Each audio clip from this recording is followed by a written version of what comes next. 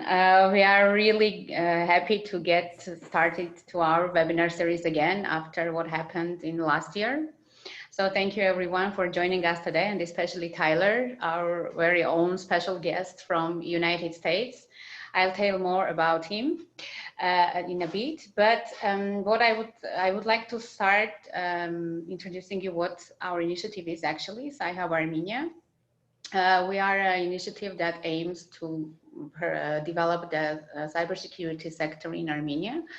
And this is a public-private partnership, and our partners are IBM, Cisco, National Polytechnic University of Armenia, Yerevan Research Institute, Mergelian Institute, and Innovation Solutions and Technology Center. The project is implemented by Enterprise Incubator Foundation, and another our partners that are involved with World Bank, Government of Armenia, and of course, Ministry of High-Tech Industries of Armenia. So we have various initiatives and components within our initiative, but one of main aim is to increase the public awareness of the cybersecurity issues that we have, that the companies may face, that people may face. And of course, the recent events in September showed that our companies actually need this information to protect themselves. And we are super happy to have an international professional with more than 20 years of experience, Tyler Robinson here, joining us, especially for Sci-Hub Armenia, and to do his talk and share his experience on how you can actually protect your organization for free. And I am really thankful to you, Tyler, for joining us today. And you are now managing director of Trimarc, right? And which is an offensive security, is like a company more in offensive security field. And I mean, I think it already says everything about you. So 20 years in offensive security is already a lot. So I just give the floor to you. Feel free to get interacted or how you want to proceed.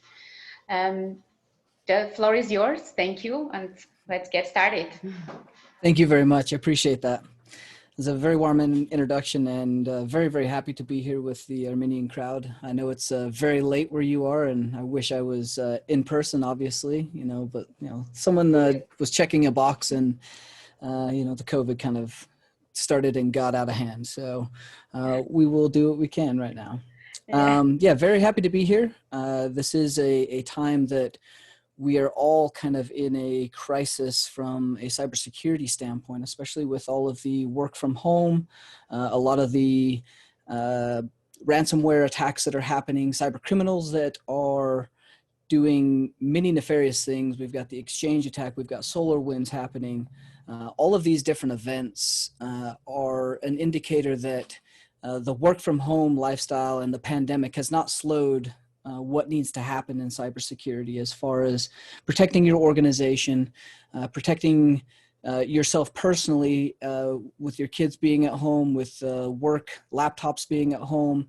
All of these things become very important. And so now is a great time to kind of have this discussion, make sure it's at the forefront of your mind, and really start to understand what are some of the things that you can do to protect your organization.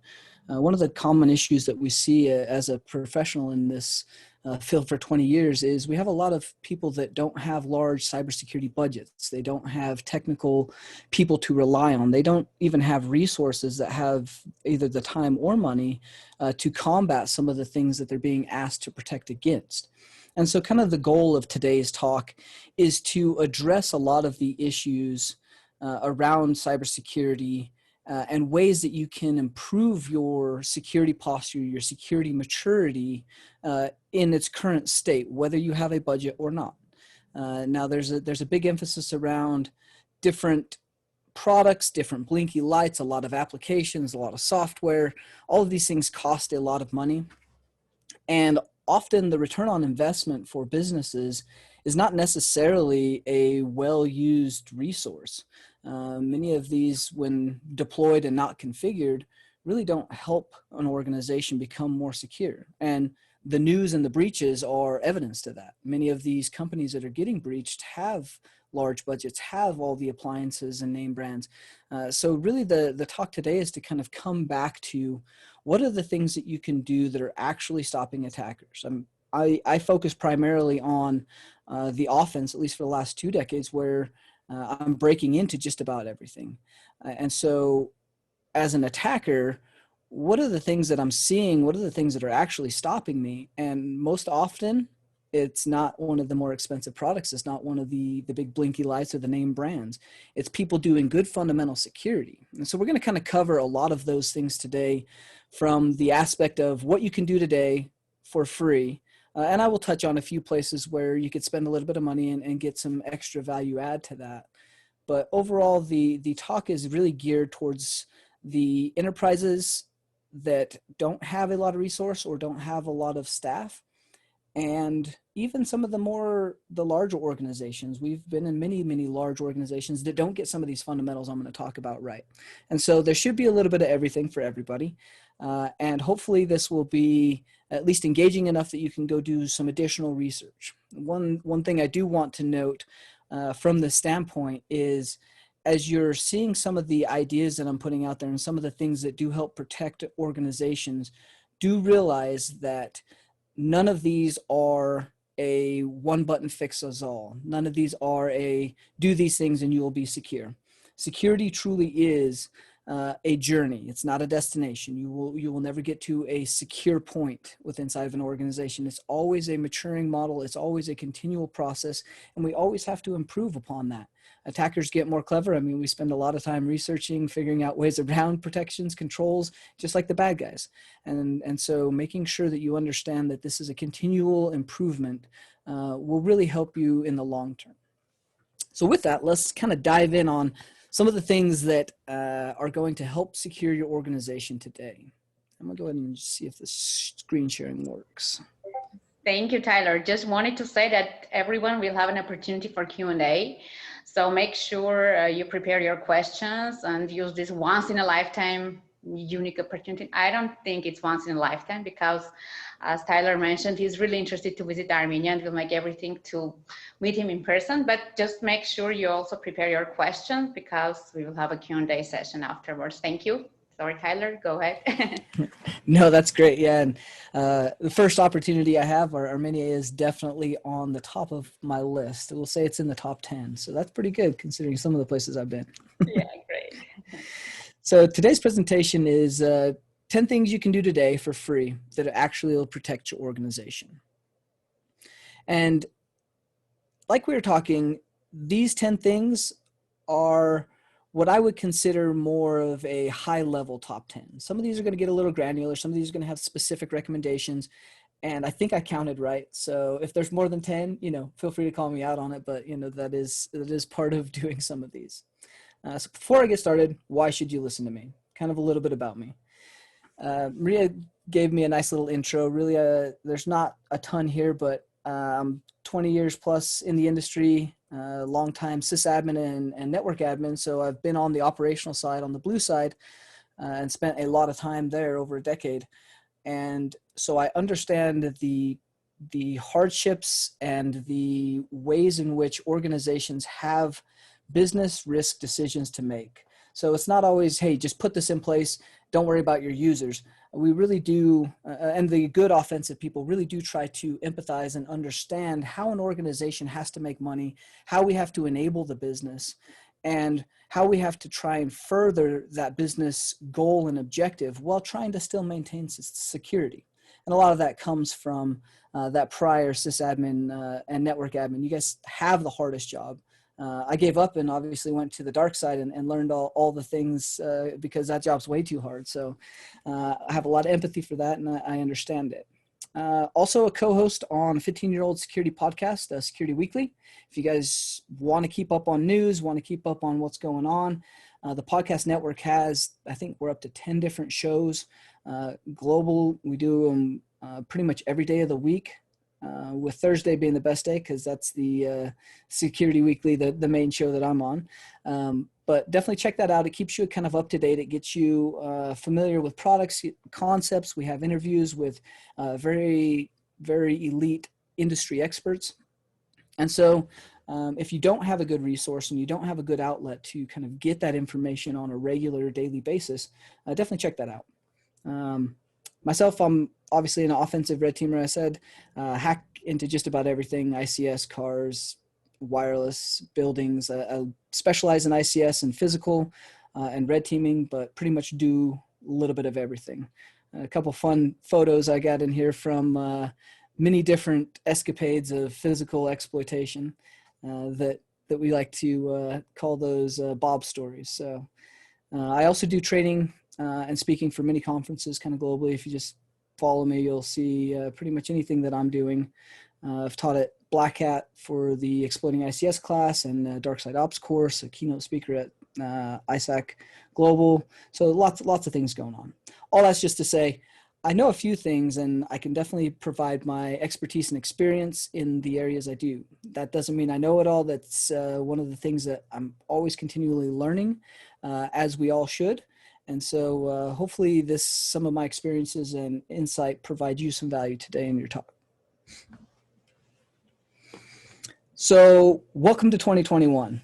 I don't know if all of you realized it, but it's not that much better than 2020. We have a lot of hope and we're very, very happy that things are moving forward and the world is coming back together. But we are still in a global pandemic. That's for and sure. as I said earlier, from what we've seen in cybercrime, what we've seen in cybersecurity, what we've seen in attacks, this has done nothing but increase. The pandemic, in fact, one of the statistics I read recently was since COVID pandemic started, the cybercrime has actually increased 600%. That's to be expected. We have a lot of targets of opportunity with work from home. We have a lot of enterprises that are having to adjust and scale and combat how they're having to now work. We have people that need money and maybe out of a job. And so the cybercrime has done nothing but increase. We've seen ransomware increase, we've seen breaches increase, and we've seen the sophistication of adversaries increase. And so, 2021 has a lot of hope from a security standpoint. If you're in this industry, we have nothing but job security. So definitely pay attention because this is all good information that will help you move through your career.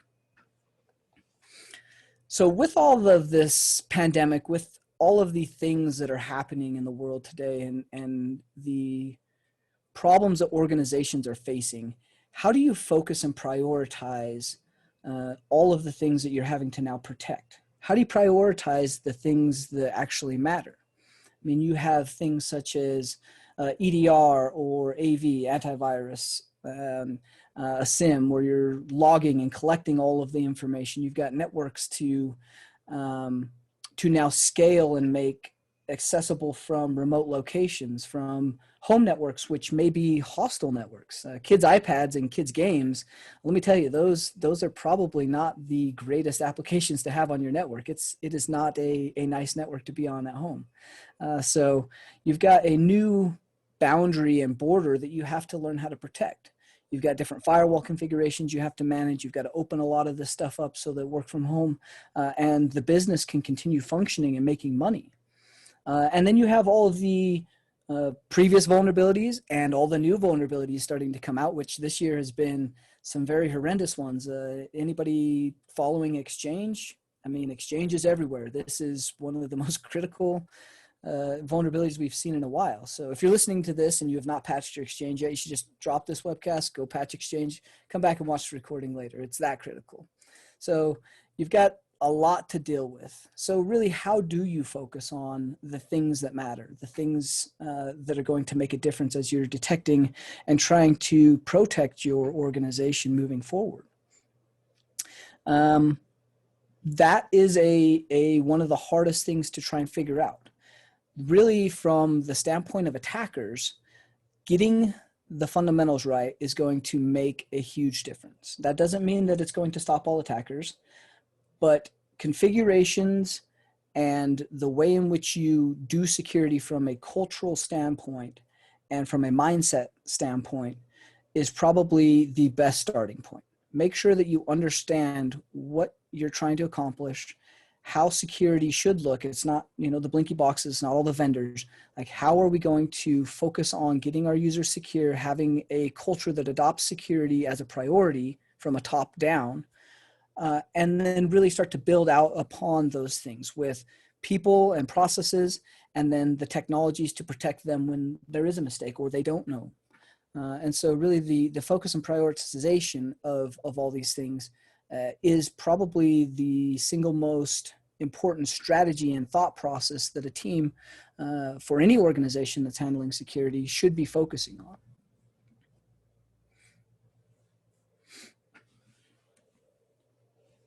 Oh, and I just realized that I was not moving my slides because I had the other slides up over here. No worries. Hey, look at that. There's the pictures that I was talking about as I was introducing myself. Some fun shenanigans. Yeah, we finally see. I was like, maybe that's your creative approach. Yeah, I'm just gonna talk the whole time with the one slide. That's how we do these things. So yes, welcome to 2021. We'll catch back up on our slides here, and I definitely appreciate everybody's patience on the small technical detail there. But focusing on your priorities, I did have some good slides, and hopefully you guys can see the slides, and we'll make the slides available after the talk. Yeah. That way, if there are any questions or any resources that you guys do need, I will be available to be contacted, to reach out if you have any questions about it. But yeah, that's great. So we will move on to the first point, which really, after you kind of strategize and you start to get an understanding of how to start to build this security culture and start to make security a priority from the top down, the first thing that I really recommend with inside of getting some of this right is really start to build out good documentation, build out good processes, build out good procedures that document and let everyone know what we do at this organization from a security standpoint. And that's going to include people other than the security team. The security team will be involved in a lot of the technical aspects, a lot of the things that need to happen, the workflow, but you really have to have that top-down approach and bottom-up support so that people that are involved and people that do want to and may need to help and integrate or facilitate different aspects if something does happen, all of those have to be built into the processes and procedures.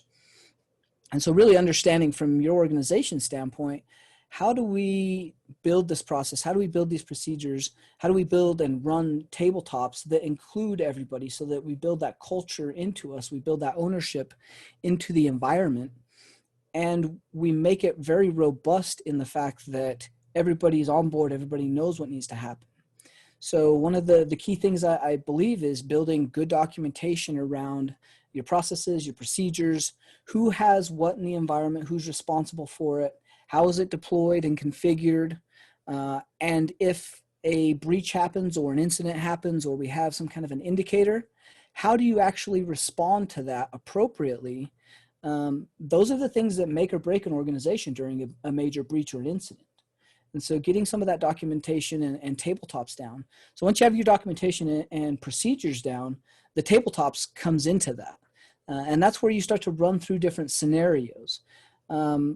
You guys could do something like a lunch and learn where you get the C-suite involved, you get all the technical people and asset owners involved, and you start out with, hey, we just got ransomware and it started ransoming all of our files in our file share. What do we do? What's the process? Who do we contact? How do we stop it? What's our message to our customers? How do we keep business operations moving? How do we communicate internally? So all these things, as you start to think through an organization and what happens during a breach, if you don't have this documented, if you don't have these processes and procedures done well, the panic and the chances for mistakes during these exponentially goes up. And so really it is critical to understand how you're actually protecting your organization, who owns what. If there's someone leaves or wins the lottery, we don't like to think of, someone getting hit by a bus. So if someone wins the lottery and just walks out the next day, like, is there a good process? Do we understand who is now responsible, how that process flows? So from a security standpoint, this sounds like a lot of policy and procedure, but from an adversary standpoint, places that have this in place and do this well, especially the run books or the playbooks for when an incident happens, or say I get onto a box, I fish someone, the places that do this well and respond well are the ones that become more difficult, because you have this time to detection and time to remediation. It is one thing for an organization to be able to detect attacks. It is an entirely different thing for an organization to be able to respond and mitigate these attacks. And so what is your process? What is the time that it takes you from when you get an incident or you get an alert to how do you actually deal with that? And is it an appropriate response? So those things become very, very critical as you start to address and think about who's managing what and how the responses happen. It becomes critical for how long it takes you to deal with them. So kind of the next area similar to this, but we'll start to get a little bit more technical, is Active Directory review and configuration. Now, it's 2021. Most organizations, if you have some sort of an industry footprint of any kind, if you do anything that is technically related, most likely you have some sort of Active Directory user base, whether that's O365, Azure, whether you're putting that out to AWS and you're cloud migrated, whether you're hybrid and you've got that federated. The Active Directory is the primary location where users' computers' authentication and controls is happening. And so really making sure that you've got a continual plan to test and review the configurations that are deployed for your Active Directory infrastructure is another great starting point. Now, this again is free. There's a lot of free resources, and I do have to plug my current employer, Trimarc, but I was using their stuff for the last decade, well prior to actually going to work with them. But they've dropped a ton of resources for free around Active Directory and Microsoft for how to do security right, how to do alerting and detecting. They've even given full scripts out that run through and do checks against your Active Directory to ensure that the settings are doing what you think they're doing. And so the Trimarc AD security checks, you can go download those for free. They're on our main page. adsecurity.org is Sean Metcalf, my boss, that actually has been writing that for about a decade. Tons of great resources. They're one of the most referenced guides. I mean, we provide insight and recommendations and talk with Microsoft regularly. So the stuff that is on adsecurity.org is very much up to date, very much a definitive guide for Active Directory. So if you don't know where to start for Active Directory security, that's a great place. Look into what we're talking about when we're referring to Active Directory security and where to start putting events, how to configure properly the different aspects of Active Directory. Another one that's very similar is Ping Castle. But really the goal of this is not to plug any vendor or specific tool type. I really want from a high level to get the fundamentals right, which is making sure that you're checking Active Directory, doing security best practices and configuration baselines. Microsoft puts out a ton of free products to configure your Active Directory via GPO with secure baselines. That sets all of the configurations for authentication, for advanced logging. All these things become very important as you're starting to check the places that are most hit. Any kind of breach, any kind of access by an attacker is most likely going to leverage something like Active Directory. And so when you're starting to secure something, the first place you should be looking is Active Directory. That's what's going to be used and abused.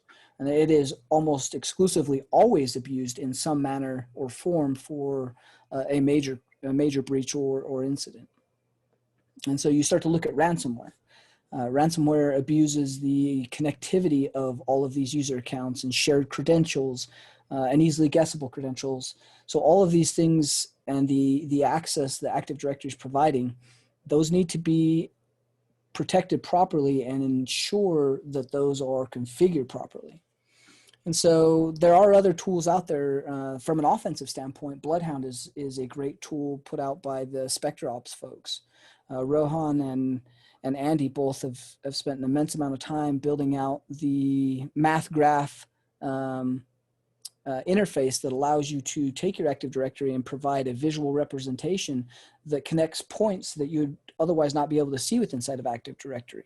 And so something like this user account is part of this group, which has a session on this computer that then allows you to get to domain admin, all from a low privileged user. So really mapping out how your Active Directory could be compromised from an offensive standpoint, but also from a defensive standpoint, being proactive and looking at your Active Directory infrastructure and the critical assets, marking them as critical, ensuring that whatever's connected to them, there's no easy path from highly vulnerable systems. So things like receptionists, HR, all of these different highly interacted with user accounts that are highly susceptible to phishing or getting compromised. Is there easy paths through Active Directory to highly critical or sensitive data? With inside Active Directory, domain admin is obviously the highest privilege that you can get, but from a company standpoint, and we'll say a lot of pen test companies out there, they put a lot of emphasis on getting domain admin. That's usually the start for most of us that have done this for a while, and that's usually not even a real huge goal, because you have to look at the business and how the business will be affected and make money. So getting domain admin, yeah, that provides a lot of privileges, but that doesn't mean that that's where the crown jewels live. If you're in finance, obviously your customer data and accounts and money, that's the critical aspect. If you're in healthcare, your PHI, patient records, those are critical. If you're in pharma, your IP and technology around your intellectual property, that's very critical. And so you can start to map out and understand from a better level that domain admin's not what a lot of attackers are after. They're after what they think will make money, and often they're right, sometimes they're not.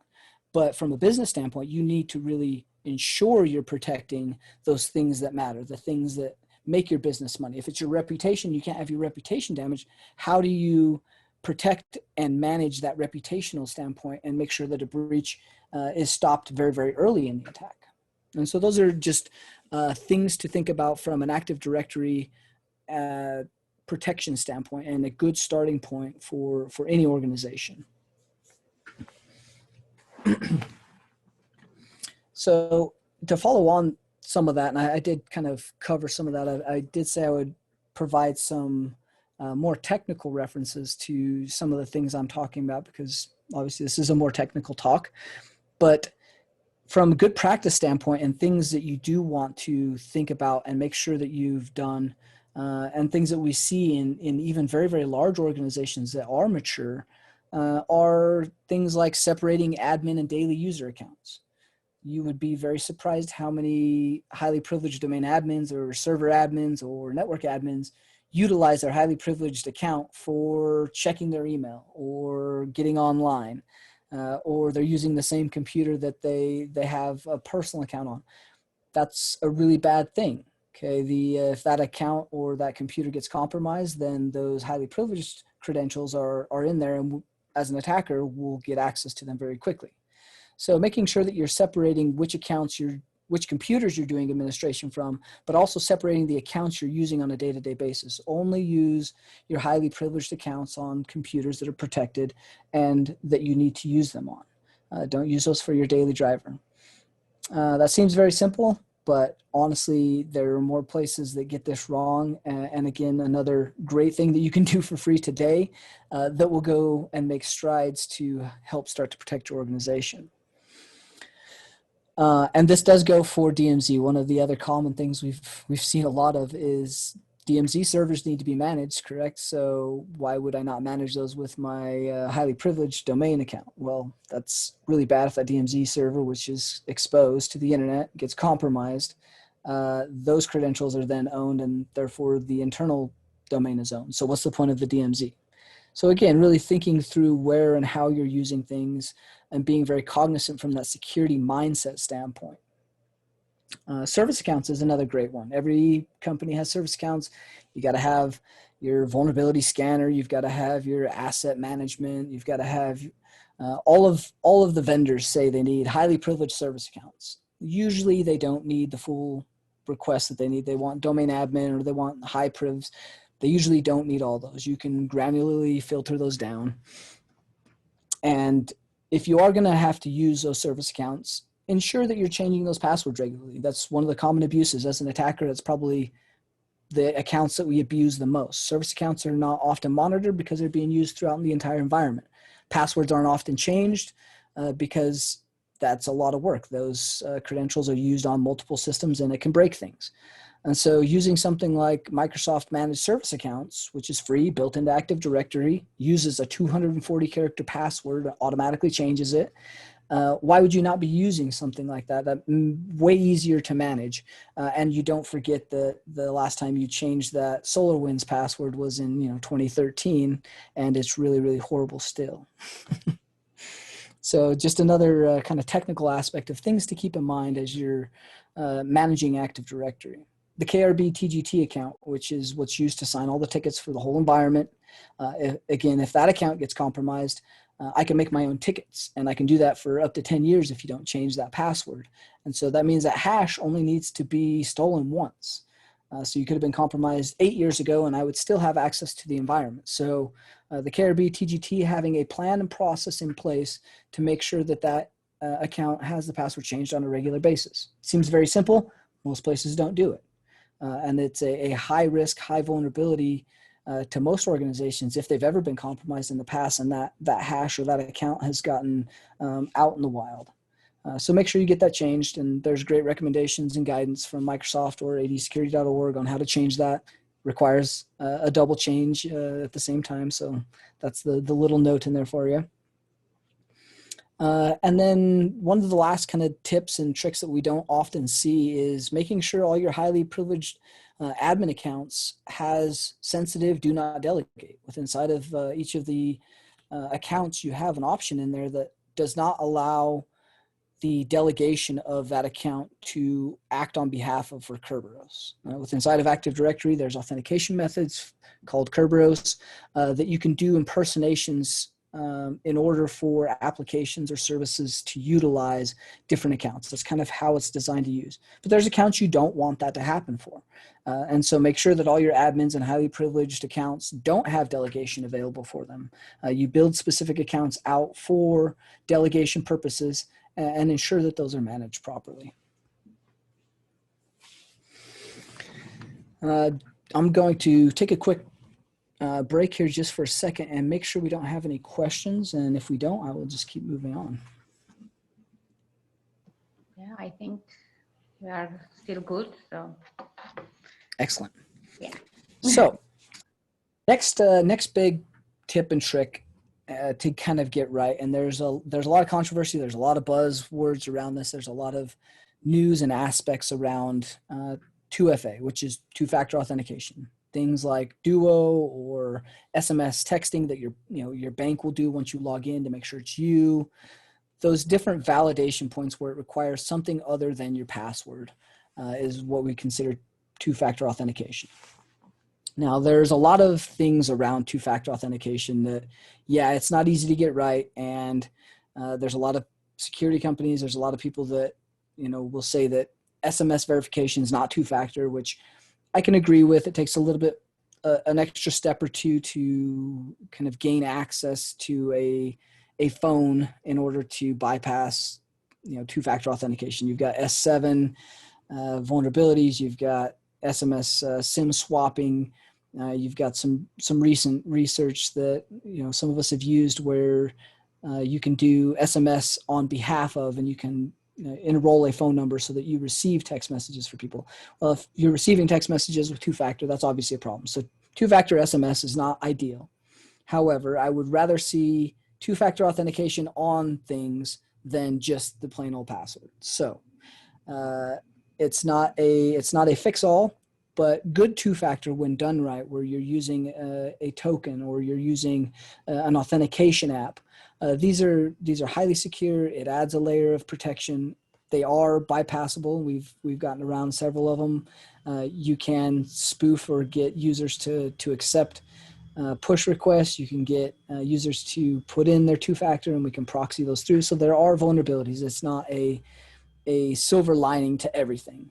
However, that being said, if you have things exposed to the internet, anything that's exposed to the internet, please make sure you have two-factor authentication. That's just a general rule of thumb. Anything that touches the internet that has a username and password, make sure it has two-factor authentication. And that goes for everything. As an attacker, we will search through all of the things that your company puts out on the internet, and whether it's listed, not, doesn't have a domain name, has just an IP, trust me, we will find it. And there are many projects out there such as Shodan and Census.io that just scan the internet all the time and find all of these devices that are, exposing ports or exposing user interfaces or sign-ins. So just make sure that you do have that two-factor. That being said, when we're talking about two-factor authentication and doing internal two-factor authentication deployments, there's a huge buzz where that translated into, if we put two-factor on our internal network, hackers can't do anything on the inside. I'm going to tell you that's probably one of the biggest security controls that we see a lot of companies rely on for internal protections. That doesn't do a lot to stop an attacker. Once we get inside, I'm typically not using RDP to gain access to servers. I'm using WMI, I'm using command, I'm going across SMB. We've got many other methods to move around a network other than RDP. So when you deploy two-factor internally, it's typically only applying to GUI-based applications or GUI-based connections, RDP being one of them. So ensure that you're not relying too heavily on the fact that two-factor authentication is protecting everything. That is not the gold liner, and I would put much less emphasis or make it a lower priority for an internal network as opposed to an external network. And honestly, there's a lot of other things you could spend money on an internal network to make bigger strides. And so I would definitely look at alternative things for two-factor authentication on the inside if that's on your security roadmap for 2021. Make sure you have all the other things done first. That being said, I mean, it is great to have two-factor if you've got admin accounts that are RDPing to jump hosts. Two-factor authentication does add a level of protection, and that does add some value. But just be sure you understand what value you're adding and what ways attackers can get around that. The next control that I think is again, another one that is not widely used, and I still am unsure why, is host-based firewalls. Microsoft has built in a host-based firewall that is highly robust, very, very granular, and has a ton of capability to be centrally managed through Active Directory and GPOs. So why do organizations not deploy this? One of the things that I've responded to many organizations that are dealing with ransomware attacks is, like, right now, let's just deploy a GPO that has deny SMB workstation to workstation, which is file sharing between workstations, and also how ransomware encrypts and laterally moves between workstations and spreads. Let's just block that between workstations and allow everything else. This is one simple rule that probably takes 5 minutes that could mitigate a lot of the ransomware attacks and the ways that ransomware spreads. Not just that, it also blocks a lot of the access and leverage that attackers use once they get into a network to move around the network until they gain highly privileged credentials that allows them to move anywhere. Usually you're jumping from workstation to workstation, trying to find credentials, trying to gain new access and new footholds. And a lot of that can be mitigated with a simple GPO that denies those lateral movements on a single port. Just block SMB or 445 from workstation to workstation communication, and then do an allow any below that. Like, that's a pretty simple, easy win. There's obviously a ton of other host-based firewall controls you can add. It gets very, very granular from that standpoint, all the way down to this user can access this machine at this time, and this port is open during these hours if they're coming from this IP and it's not wireless. It gets very granular, and you can build very sophisticated controls and rules around these things, but you don't have to get that granular. Just start with the simple wins and gain those simple wins, such as SMB lateral movement between workstations. It's an easy win. It will prevent a lot of ransomware and lateral movement. So go do that. It's free and very, very simple to get done.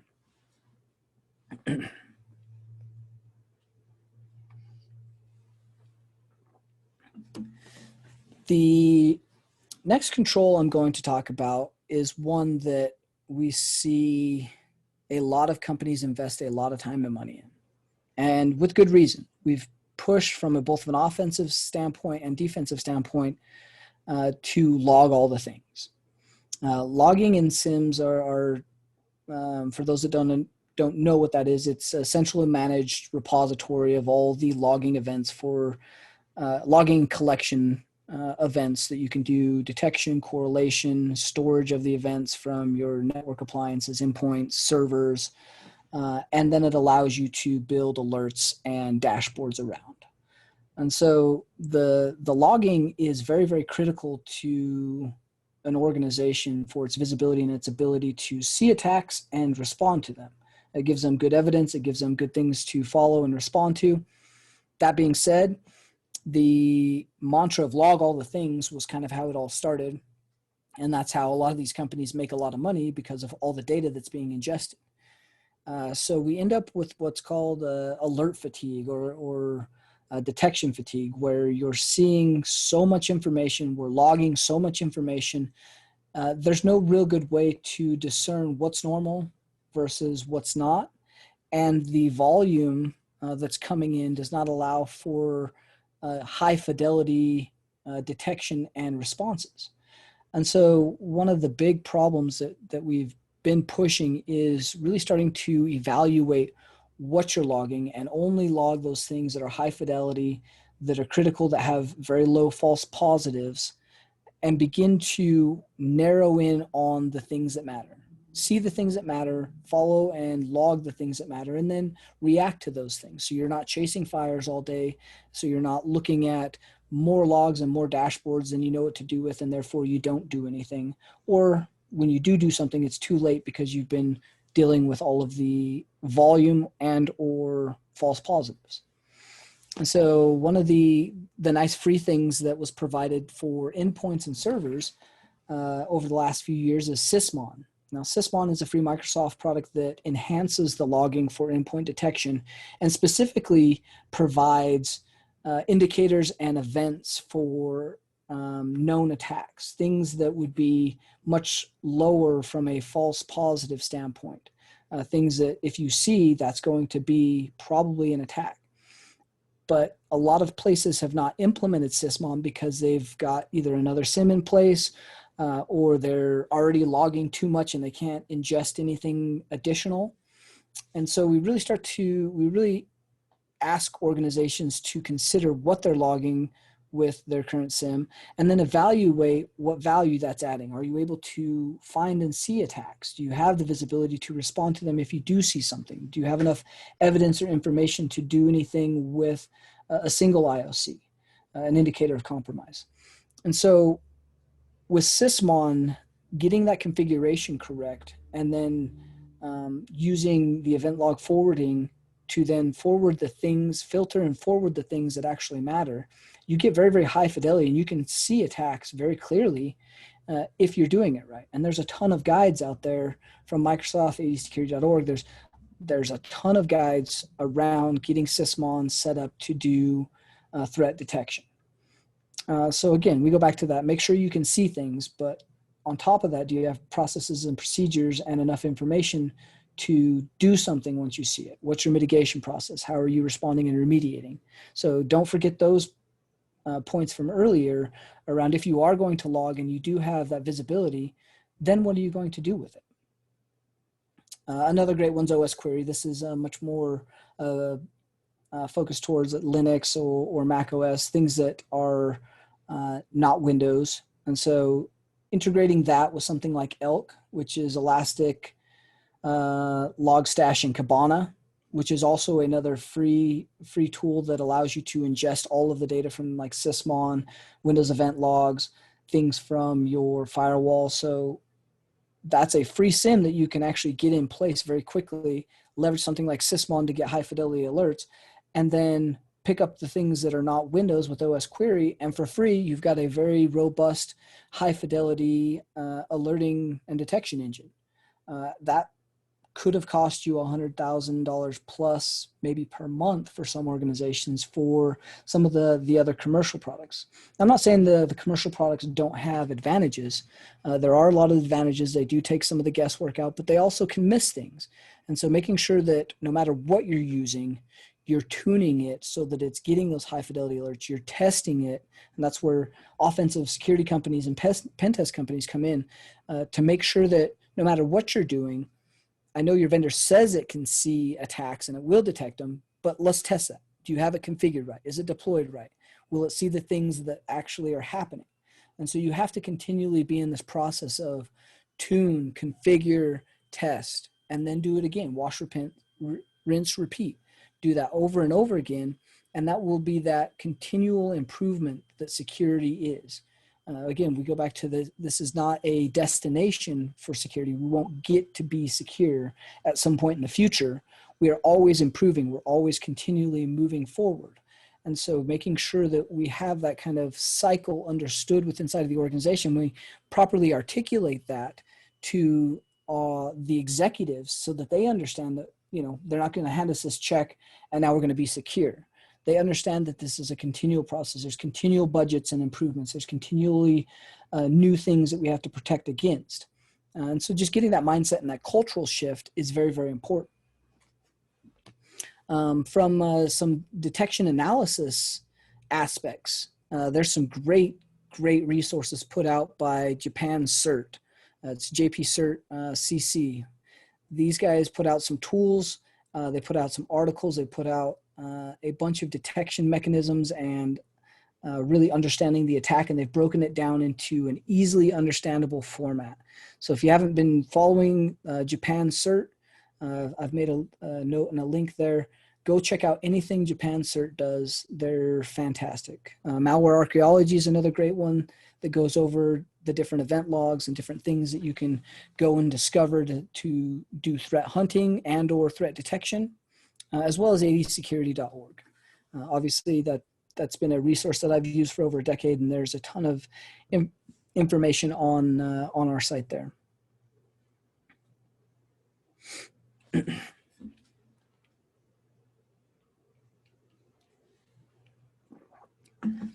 So, next, this next one, which is the attack surface reduction rules. This is something fairly new that Microsoft has put out, but it is a fantastic resource from both a personal security standpoint as well as an organizational security standpoint. What the attack surface reduction rules are is a set of rules, configurations, and protections that help stop the launching of executable files or things that attempt to download and run, obfuscated scripts, suspicious scripts. They perform protections. They do behavioral analysis on apps that don't usually initiate certain behavior techniques. So Microsoft has kind of gathered all the information and telemetry from different attacks they've seen through ATA or ATP, and they've built this attack surface reduction rule set. This is something that you apply to your Windows 10 Pro, Enterprise, to your Windows Server. All of those are free. You can configure those and apply those to your machines or deploy them via GPO rules or even through O365 for certain things. But this really does reduce a lot of the common tactics that attackers utilize against endpoints or servers. The ways in which we get execution or that we download, say, an application and execute it. Different scripts that we would utilize that do malicious behavior.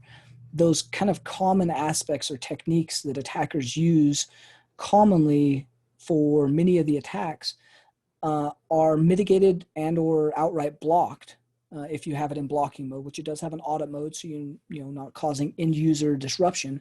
But if you have this in blocking mode, they protect against a lot of the common attacks that are happening in many organizations day to day. And so again, this is a free resource. This is something that does reduce your attack surface and does reduce your vulnerability footprint overall by a large margin. And so from a free standpoint, there's not a great reason not to utilize this. Yes, you can put it in audit mode, and they provided a great way to log this and see what would be affected if there are business applications or scripts that IT is using that may be affected by this, but you can add exclusions to those. And so there's really a low risk to an organization to deploy this and see what's in there, as well as then move over to a very high protection, high fidelity blocking list of common things that attackers use to compromise organizations. So this is one that I highly recommend everybody is looking at deploying and further implementing with inside of their organization. There's a lot that can be done from Azure and O365 Federation if you're running in a hybrid cloud. There is monitoring, analytics. There is much broader control over the analysis and the logging pieces of the ASR rules. So that's one thing to keep in mind if you do have an E5 license or above for something that is federated. You can actually hook into those ASR alerts and events and actually get a much greater visibility and insight with inside of your organization and the attacks that are currently ongoing or could be ongoing. And looks like, oh yeah, slide change. So with that being said, that comes to kind of the next aspect of endpoint configuration and workstation administration. Workstation administration from the standpoint of attacker is a target. It's one of our first targets. It's one of our easier targets, usually because people have to conduct business.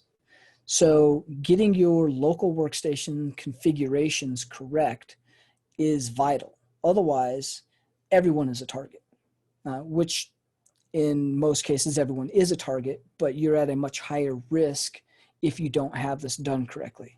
So one of the free tools that Microsoft released many years ago is called LAPS, which is Local Administration Password Solution, I believe. This controls the local administrator passwords for local devices with inside of Active Directory.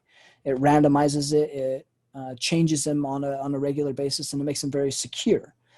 And one of the things as an attacker that we commonly abuse is local administrator rights between different workstations. If you're using the same local administrator or the same domain account to administer laptops locally, that account is at risk. If any computer is compromised and you're utilizing or sharing those local administrator credentials, we don't even have to crack or know the password. We can actually utilize the hash that we pull out of memory or the local registry, and we can laterally move and jump and spread from machine to machine very, very quickly. And that's how ransomware does a lot of their lateral movement.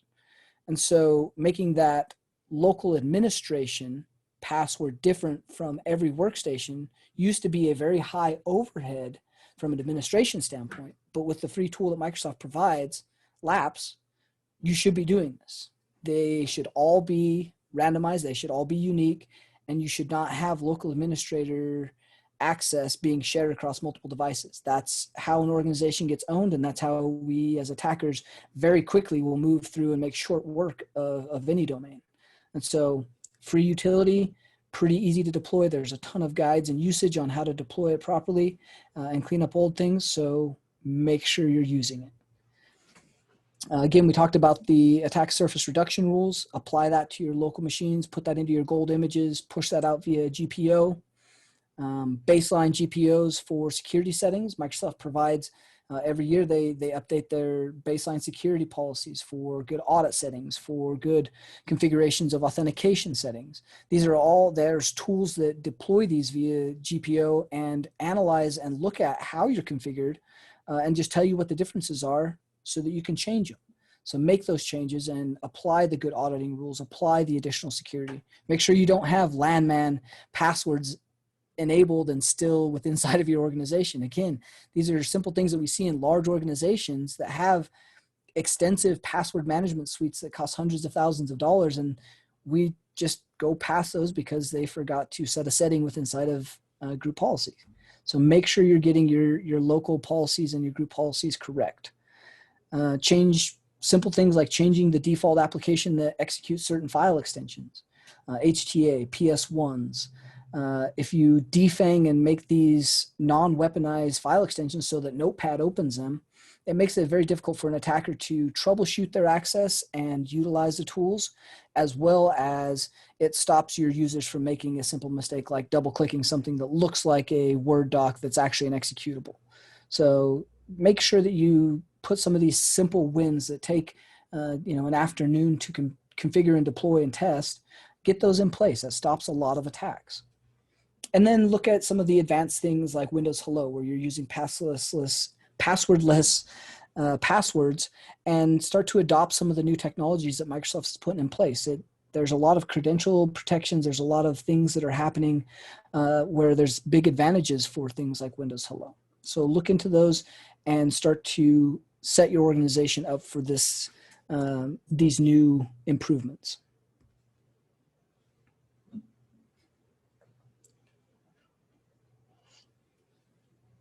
And I'm going to start to go a little bit quicker because I do realize I am pushing my time limits. We had a few technical issues earlier, so we're going to run through this a little bit quicker. Browser security is kind of the next big one. A lot of the attacks that we're seeing from drive-bys, from ransomware, is coming through browsers.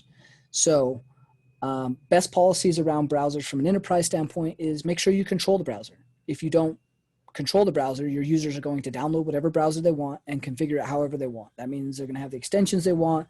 If they're using a proxy to get around your proxy and get to filtered content, and you don't control that, that's on you. Those are simple configurations that are free to do that will protect you. So control the browsers, whether that's Chrome, IE, Firefox. Make sure that you're putting those administrative templates within inside of group policy so that those browsers get controlled and they get locked down. There's some great products that are not free that I'd like to mention. Sandboxy is a little bit older product that sandboxes the browser and just stops a lot of that. That's an interesting one, and we used it for certain things back in the day. But there's newer applications like Authentic 8 that it sandboxes the entire browser experience and puts it all within inside of the sandbox so that there's just nothing happening on the user's endpoint device.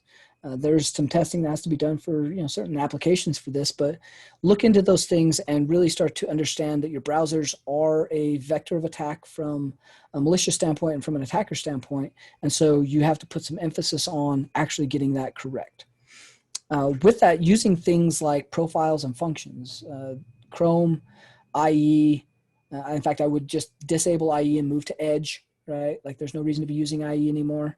But Firefox, all of these have the ability to have different profiles. So if you're doing certain administrative tasks, pick a browser, make a profile for it, and don't do anything else with inside that profile or browser where that could get compromised and those sessions could bleed over. So make sure that your functions for what you're doing are particular to either the profile or the browser, and you're segregating things like daily email checking or getting on your local Twitter or, checking different social media applications. Separate that from your administrative portal that you've logged into, to your SolarWinds or your online banking. Put that into a different profile or browser. So just start to think about, from a security mindset, how do you segregate and separate those different things and aspects within inside of that.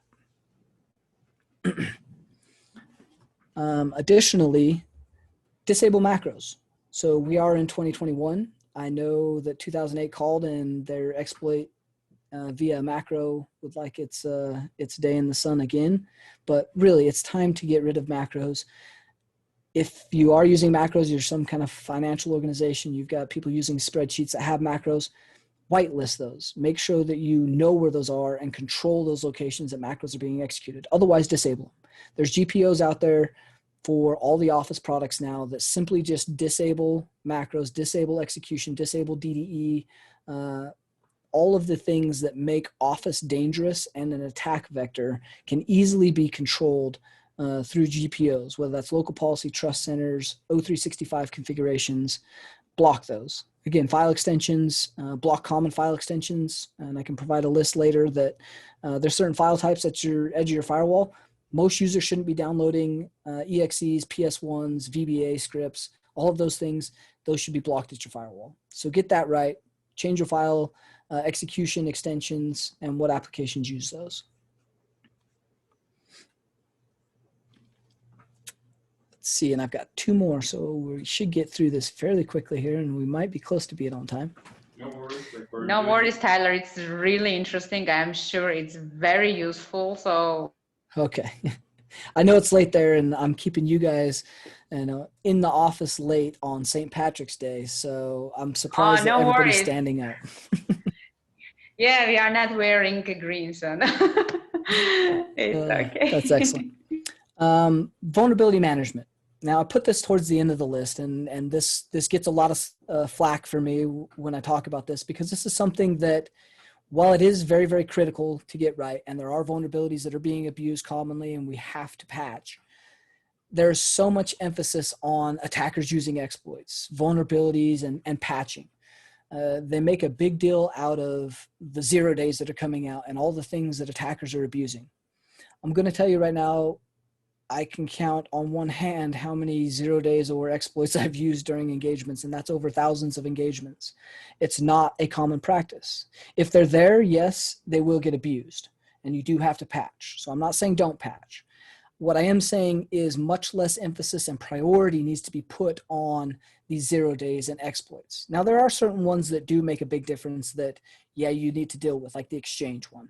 There are the critical vulnerabilities that when they come out, do need to be dealt with very quickly. Eternal Blue, the Exchange, some of the SolarWinds stuff, like these are things that are being abused in the wild very heavily, and they have a high focus.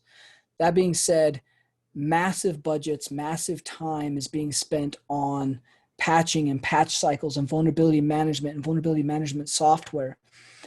And every engagement that we do, we blow right through the organization. They say, well, we have vulnerability management. We patch all of our things. What exploits did you use? We didn't use exploits. We simply abuse the misconfigurations through the simple fundamentals that you're getting wrong. You're spending all this time on patch cycles. You've got dedicated resources to all of this vulnerability and patch windows, and you're not putting any emphasis on the fundamentals of what security is. You're not looking at Active Directory. You're not managing good user accounts. You're not changing passwords frequently. You're not educating or investing in your users. Like, these are things that actually matter. So yes, you must patch.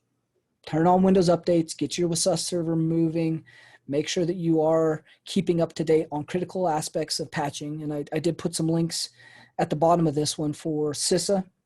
CISA's doing a great job. If you have not applied for their newsletter and keeping up to date on the critical things that they're putting out in their CERT newsletters on a weekly basis, sometimes it's daily basis, CISA.gov, that organization is fantastic. I cannot speak highly enough of the effort that they're putting into the security community and giving back and making sure that everybody is secure. So CISA, again, Japan CERT, JP CERT, they're putting out a lot of the same stuff. SANS, Internet Storm Center, they release things that they're seeing out on the internet that's being abused, common attacks. So make sure that you have things that you apply to that keep you current with the vulnerabilities and the threat landscape that's changing on a day-to-day basis. Make sure you are patching. Make sure your windows are up to date and are automatically patching. But don't put so much emphasis on vulnerability management and patching that you forget to do the fundamentals of security, and you're utilizing those budgets for things that could otherwise be invested in other places. And there are software that do patching if it's just personal that you're looking at. Things like Patch My PC, Heimdall, I think Thor is their free one, IOBit. So these are things that you can use on your personal workstations, or if you're a small to medium business, looking at some of these free solutions that do automated patching of applications outside of Windows. So everybody can patch Windows. You can set it to automatic, leave it, forget it, make sure it updates, make sure it restarts. That's great. But what about all the other software on your machine that may be out of date, that may get exploited or has security risks?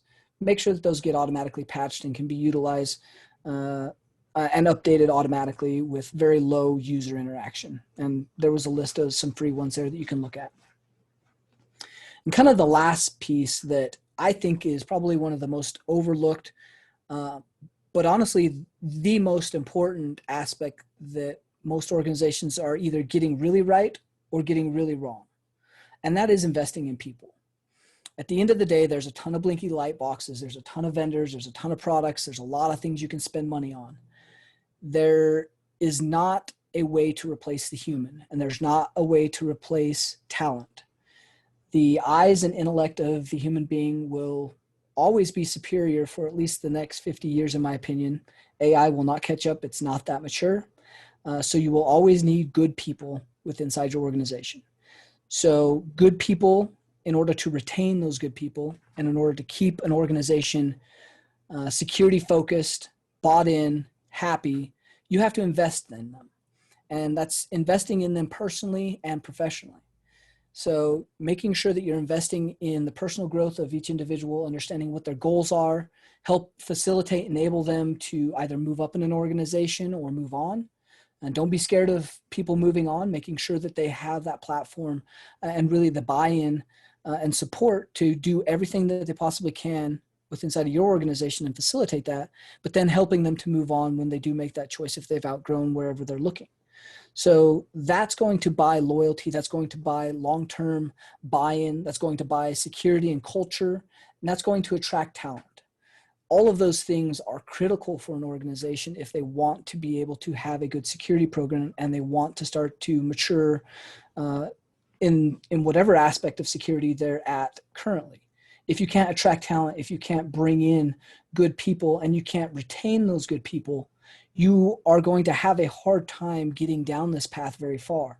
If one person is dropping and leaving and the next person is picking up and doing something different, you're going to end up with a very disparate security posture. So making sure you're investing in these people, buying things like ISSA memberships, buying into certificates and training, providing them time. And that's probably the most critical piece: time for research, time for self-development, time for professional development. Those things will make sure that your talent is loyal. They'll buy into the mission of the business and make the business succeed. And they will start to facilitate and push others to do the same. If you can build that reciprocal and mentoring mindset inside of an organization, and you start to attract good talent and you bring and start to build a good team with good mentoring, the strides that you will make just from that institutional knowledge that you're able to keep and the culture that you develop, that right there will make the biggest difference inside of any organization for security. That being said, I know that that's not necessarily free, but you do have resources currently available. So now is the time to start making sure that those changes happen and you start to build that top-down support, you build that investment, and you build that mindset for people. People is where you will make the most difference. One of the great quotes that I love from Warren Buffett is, "Someone's sitting in the shade today because someone planted a tree a long time ago." And that really speaks to the mentoring and what you're doing at your current organization. You may not be staying at the organization forever. They may not have a security mindset. They may not want to ever be secure, but the seeds that you can plant and the mentoring you can do currently, wherever you're at, that's going to make a difference. And that may be the single seed that's needed to change people or invest in people that will make a difference in this industry later on. Having done this for 2 decades plus, the small caring and mentoring and little details that you do for someone, whether that's a simple communication, whether that's a simple email or message, those things carry on, and the ripple effect and resounding effect that you can make in not just an individual's lives, but an organization where that individual ends up going, and multiple individual or multiple organizations they end up going, you may never know how big of an effect you have. So just make sure that you are realizing that what you do today matters, who you invest in and how you mentor matters. and let's all try and be better. We have the self-improvement down pretty well. A lot of us try and always improve, but making sure that we're not just self-improving and not giving back. Those are important things.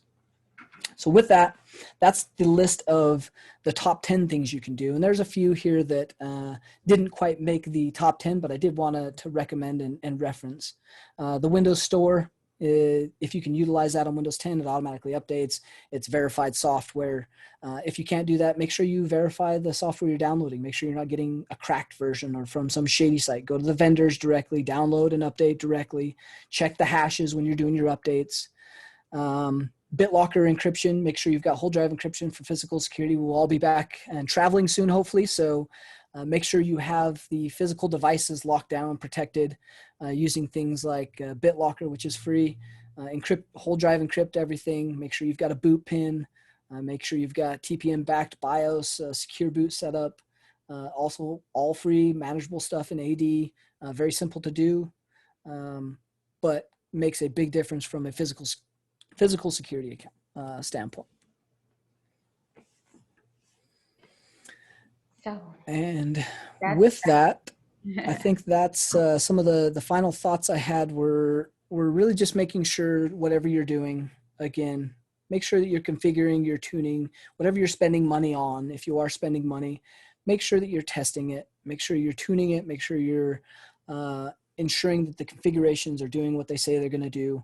Otherwise, that return on investment for whatever you're deploying is wasted. Don't take a vendor's word for it. Make sure you do your own research and utilize the free products and community that's out there. We have a great community.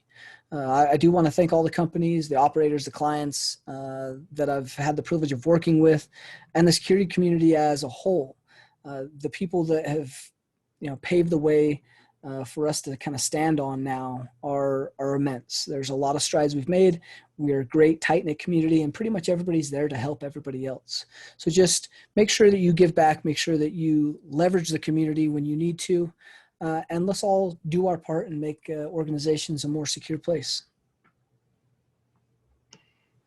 Great. Thank you so much, Tyler. This was really amazing. I'm not a technical specialist, but even for me, there were so many interesting thoughts and insights. So thank you very much. And like simple things, and I think it's important to highlight like the password protection or, changing the default password of the devices you are getting, putting this 2FA, which is again very important. And as you already mentioned, even more secure would be to use the tokens instead of SMSs. And, trainings and the human factor is also very important. That's what we also are kind of focusing here in Armenia, because we understand that's the baseline for any type of security.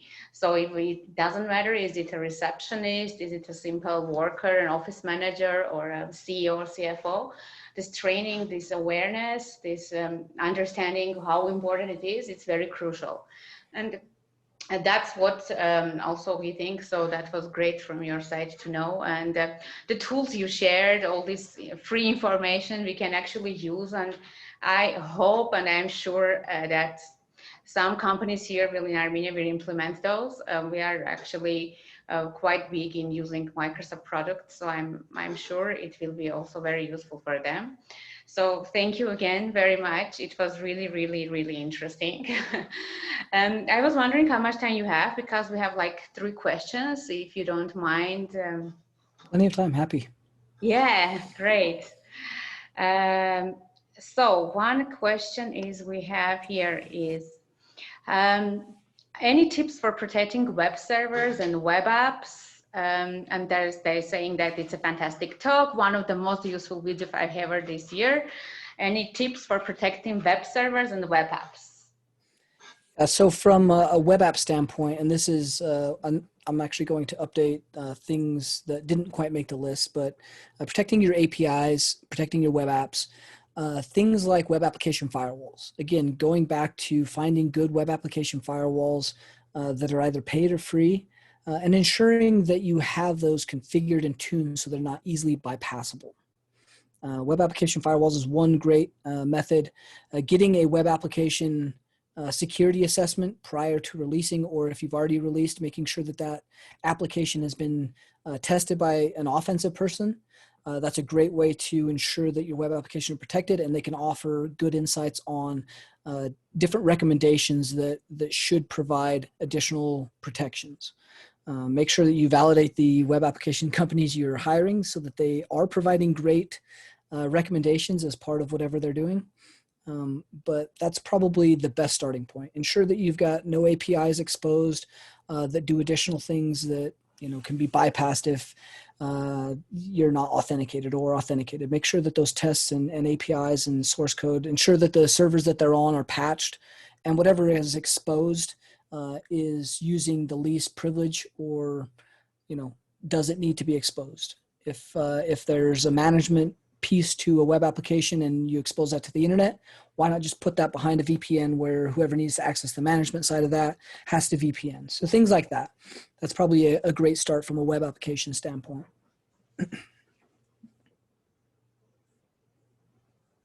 Great. So, and any tips on challenges of implementing bring your own device? Yeah, bring your own device is definitely the new hot buzz topic, and one of the hard things to address from a corporate standpoint. A few tips around that is making sure that, again, you're testing stuff. You're doing things like MDM, where it's you're setting up management policies that use work profiles on those devices that are not owned. If they have corporate email on there, make sure that you can wipe that email if that device is lost or stolen. And that can be done through many of the Intune policies, Google Suite, O365 Intune. Those products will allow you to set those up with work profiles for devices that are not owned by the organization. Things for computers, again, have minimum baselines where you're leveraging things like a VPN that only allows a certain application to communicate with the corporate environment if those unmanaged devices are coming in. VDI, virtual desktop interfaces with like VMware or Citrix. Utilize those so that when they come in, they're leveraging a virtual environment rather than allowing their device to connect into a corporate environment. Again, make sure those are two-factor authenticated. Make sure you've tested and tuned those virtual environments and that the virtual environment doesn't introduce additional risk or security. But providing those things for unmanaged devices is probably a good start. Additionally, there are a lot of headway and moves to zero trust, which is just a fancy way of saying, coming or trusting certain applications in and only that application or port or protocol or network. There's a lot of different ways to do that, but things like Guardicore, Zscalers, Edgewise, they purchase as Edgewise, which I don't remember what they call their new Zscaler Zero Trust. There's a bunch of kind of zero trust companies that do some really good things. Just make sure you test those. Make sure you understand what they're providing, what they're not providing, how to configure them properly. And there's a bunch of great webcasts on Security Weekly that we've interviewed a lot of the zero trust vendors, as well as done webcasts fully on zero trust. There's a ton of great resources that are free that you can go and look that up. Great, thank you, Tyler. And I think we have one last question, not to take this long. As a Blue Team member, what are some tips for me to better manage the human factor side of cybersecurity?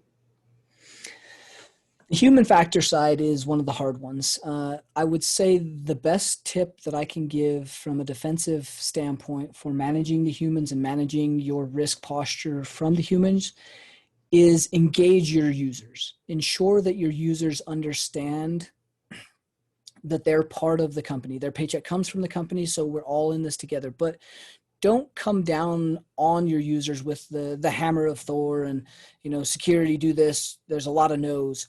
Really try and switch that mindset and change the psychology and the conversation to a positive one. Like, here's how you can apply this security to be more secure at home so you don't lose money in your personal bank account. Here's how you make better passwords and make it personal for them. I have 5 grandchildren who I love. That's a fantastic password. It's super long. They'll remember it. They know it because it's personal. It empathizes with them personally, human side. And so getting them to apply those things that you can teach them corporately apply them personally, and that will reciprocate back so that their habits change and users change and they start to adopt the security mindset. And when you make it personal, they also want to do these things. So getting them to want to help you and making it a positive aspect. Don't punish your users if they click on a fish. Really make it a positive, like, here's a gift card for people that don't click on the fish during this aspect, or really making sure that there's not a shame game happening. The positive reinforcement from a security trainer, end user awareness training is critical. So however you're picking or however you're doing your end user awareness training, ensure that you're getting creative and making it personal and making it positive. There is one last question, a bit technical. If you have time, Tyler, I don't know. Yeah, the Chrome one. Yeah. So one of the protections from getting users from installing any application and controlling things like browsers like Chrome or Firefox installations and where those go really comes down to endpoint management, making sure that your users don't have local administrative rights, make sure that you're deploying software that you approve of and you push from your organization, and then leveraging things like Active Directory administration templates. There's different templates for different software packages, things like Chrome. You can control Chrome, the installation, the settings, and what users can do with those via group policy through those ADMX templates. But that does require you to limit their ability to be local administrator on their machine. Making sure that you take away local administration rights from your end users and separating, again, that user separation of local administration versus their everyday user account. Users shouldn't be operating, even if you give them local administrative rights on their box, they should have a separate account that they don't use day to day and that they only use to install approved software or change things. Altogether, I would take away local administrative rights because most users don't have the capability to understand the implications of what they do when they install software. And so if you remove that, then you then take the control back of making sure that you're giving them the browsers that they need, having the settings controlled that they're deploying. And then there's always those users that are going to find sneaky ways around things, whether it's portable apps or whatever it might be. Again, go back to that user awareness training. Show them why you're doing certain security actions. Show them why it's a bad idea to have different configurations. And then if they need it, figure out why they need it. Enable the business. If there's a legitimate need that they have for those browsers, or there's a reason that they need those browsers or applications, then figure out what that is, communicate with them, and then help them and facilitate them in their job so that their job is easier and they're getting what support they need and the applications they need to function better. Great. Thank you, Tyler. I think there are a lot of questions. I mean, we are getting different ones from also Facebook, but not to take your time. I'm sure people will still get back to you. So we'll share your presentation and the video also will be available. I once again want to thank you again for this great talk. Really, thank you so much for your time, for so much details. And we'll keep in touch, still waiting for you in Armenia. I will organize that, promise. So. We'll get live from here. And then yeah, let's I think wrap up. Don't take so much time from you again, and I will share everything. So you just send me the slides. I also send it through the registered participants. We'll also have the video recording published. So if anyone didn't manage because, it's a little bit late, I know everybody's home and busy with family issues, probably didn't have time. If people didn't have time, they'll still be able to watch this and get all these insights. So that's it, I guess. Thank you. And Sci-Hub Armenia was with you. I also wanted to mention that we are really focusing on trainings, and we have started our penetration testing class, by the way, with one of our good specialists here in Armenia for free for the university students of National Polytechnic University. And then we will be launching in April secure coding online class. So we are here, to get things going up in terms of trainings, as you mentioned. And yeah, that's it. Thank you, Tyler. Take care. And thank you, everyone, for watching and being with us today. Thank you. Thank you very much. I appreciate it. Thank you. Bye-bye.